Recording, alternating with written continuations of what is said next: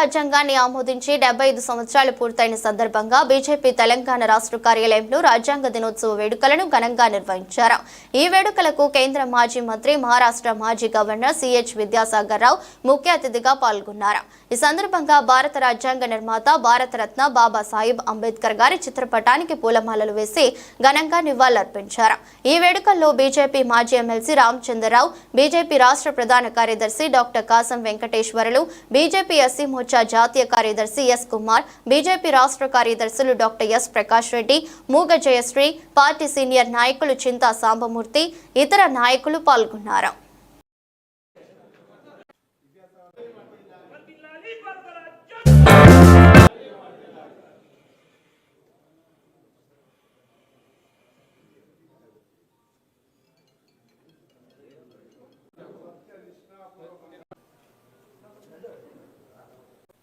దేశవ్యాప్తంగా చేసుకోవడం జరిగింది. భారతదేశంలో అత్యధిక యువశక్తి ఉన్నటువంటి దేశంగా కూడా ఉంది.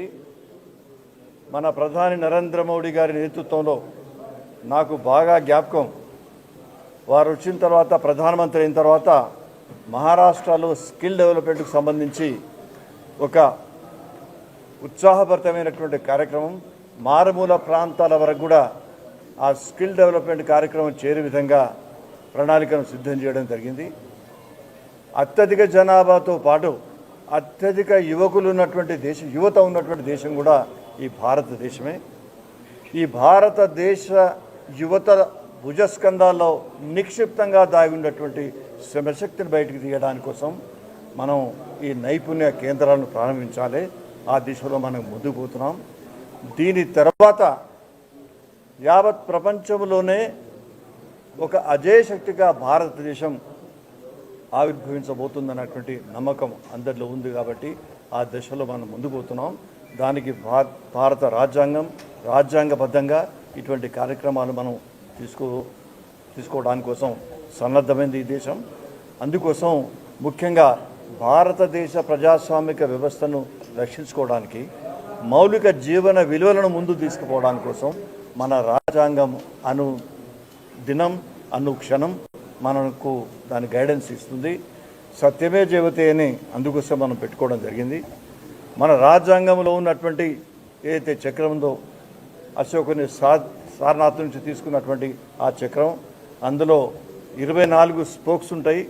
దళాలు అంటాం దాన్ని, శలాఖాలు అంటాం దాన్ని. ఆ 24 శలాఖాల గురించి మన పిల్లలకు మనం చెప్తున్నామో లేదో నాకైతే తెలియదు. మన పుస్తకాల్లో పిల్లలకు చెప్పాలి. అందులో ప్రపంచంలో ఉండవలసిన విలువలన్నీ కూడా ఉన్నాయి ఆ 24 శలాఖాలలో.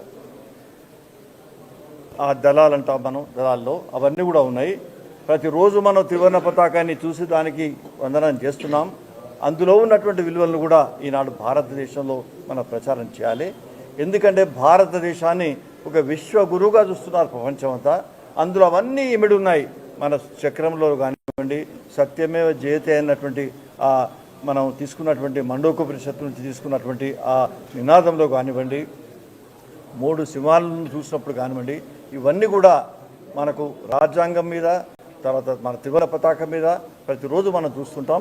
వీటిలో ఉన్నటువంటి విలువలన్నిటి కూడా మనం అమలు చేయడానికి కోసం, మన భావి తరాల వారికి చెప్పడానికి కోసం, యువతకు ముఖ్యంగా చెప్పడానికి కోసం ఇవన్నీ కూడా మనం తీసుకోవాల్సినటువంటి అవసరం ఉంది. ఆ శ్రద్ధ అన్ని రంగాల్లో ప్రజలు కానివ్వండి, అధ్యాపకులు కానివ్వండి, చదువుకున్న వాళ్ళు, తర్వాత ప్రజాస్వామికంగా ఎలక్ట్ అయినటువంటి నాయకులు కానివ్వండి, శ్రద్ధ చూపించాల్సినటువంటి అవసరం ఉంది. ధన్యవాదాలు.